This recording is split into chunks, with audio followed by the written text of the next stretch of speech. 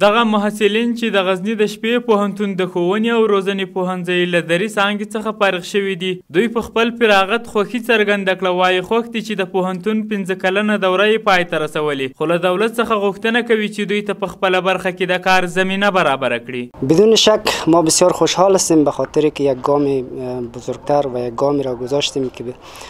با آگاهی بیشتر و با دانه بیشتر خدمتگزار مردم خود، خدمتگزار وطن خود، خدمتگزار کشور خود باشیم. این بدون شک برای هر شخص، برای هر جوان، برای هر فرد یک دستاورد بسیار بزرگ است که یک مرحله علمی را تعیین نماید. و ما از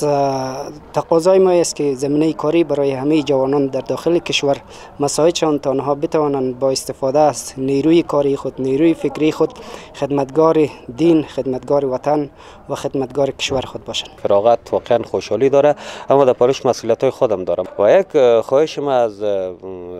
مسئولینی است که ما گذشتاندیم چی خوب چی کمی خوبتر نبوده باشه و تو نمیگم که بد، اما همین فیسی که از محصلین شبانه میگیرن زیاد است.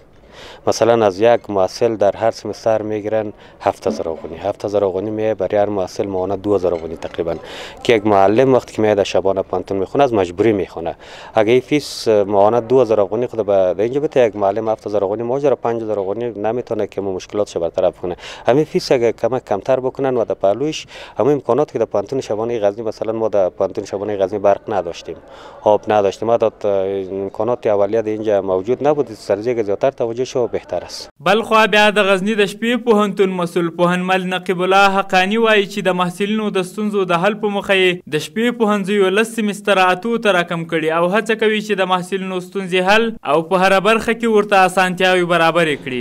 البته موږ دلته دوه ډیپارټمنټ لرو، له دوه ډیپارټمنټونو څخه موږ سکل فارغین لرو او دا څلورمه دوره ده. نن چې کومه دفاع غونډه کې تاسې هم له موږ سره ګډون درلود، دا د ښوونې روزنې تر چتر لاندې څلورمه دوره ده چې موږ یې جامعې ته وړاندې کوو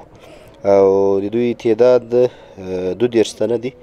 چې دا سهولت کولی شو چې په روان وخت کې 10 سمسترونه 8 سمسترونو ته دوی ته راټیټ شوي. دا یو ښه زیری ده په ټوله کې د هغه چا دپاره چې دوی غواړي په شپې برنامه کې زده کړې وکړي او د نورو امکاناتو په برخه کې هم موږ له رهبري سره دا موضوع شریکه کړې ده.